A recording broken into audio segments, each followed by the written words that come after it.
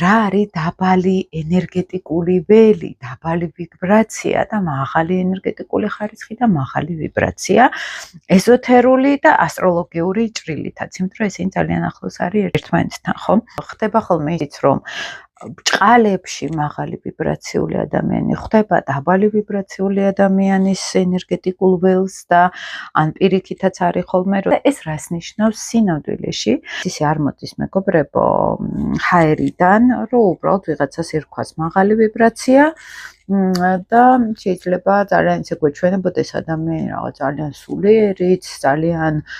ფსიქოლოგიურადაც მომწიფებული, მაგრამ ენერგეტიკული დონე კონდეს განსხვავებული, ხო? მე რამდენიმე შეავხსნი ამ ყველაფერს და აი უფრო დიდ სურათში ეს როგორ შეგვიძლია რომ დავინახოთ, ვთქვათ, რელიგიური, ეზოთერული ცოდნა, როგორ იძახის ამას, მაგალითად, ენერგეტიკული, სხვა პრაქტიკები და როგორ არის აქ ასტროლოგიურადაც და ფსიქოლოგიურადაც, რაც მთავარია, ხო, სინამდვილეში ჩვენ მატერიალურ სამყაროში ვართ და ეს ყველაფერი შეგვიძლია დავინახოთ მატერიალურ დონეზეც. არის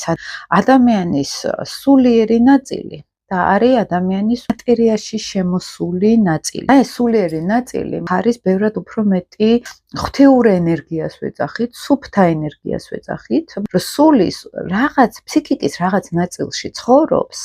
დროში გაყინული სულიერი ვიბრაცია, რომელიც ემსახურებოდა რაღაცა ნათელს, რაღაცა სხიბს, რაღაც ღვთიურს. ამ ნათელ ენერგიაში სული, ესე ვიძახით, ეზოთერულ ტერმინებს ვიყენებ ახლა, სული გაირინდა, გაიყინა სადღაც და ჩემ პრაქტიკებში იცით როგორ მომხდარა ხშირად თერაპიულად, რომ აი შეხვედრია, აი თერაპიულად შეგნით ენერგიებთან კონტაქტით, შეხები აი ამ სელენას და ამ ნათელ კარმას რო ვეძახით ამ ენერგიას და ხდება როგორ რაღაც იცით, რომ იქ არის გარინდული სული ენერგეტიკულად. და შემდგომ აი იქ რო არის გარინდული სულის რაღაცა ნაწილი ცხოვრობს, იბადება, სულ დედამიწა იქნება სხვა სამყაროები და აი ცდილობს თითქოს გაიღვიძოს, რომ ის სულიერი ვიბრაცია, ის სამყარო რომ უნდა დასრულდა თითქოს და წავიდეს სხვაგან. აი მე გიყვებით ძალიან დიდ სურათში ხა სულიერ ვიბრაციაში, რასაც სულ ვეხებოდი ახლა მარტო ჩემ პრაქტიკებში არა, ძალიან ბევრი ადამიანის თერაპიულ პრაქტიკებს ვაკვირდებოდი და სულ ერთი და იგივე სურათი მხდება. სულის ნაწილი არის გარინდული, სელენას, მოდით კარმული ასტროლოგიის ენაზე რო გითხრათ, სულის სელენას ინკარნაციაში არის გაჭედილი და იქიდან ვერ მოდის.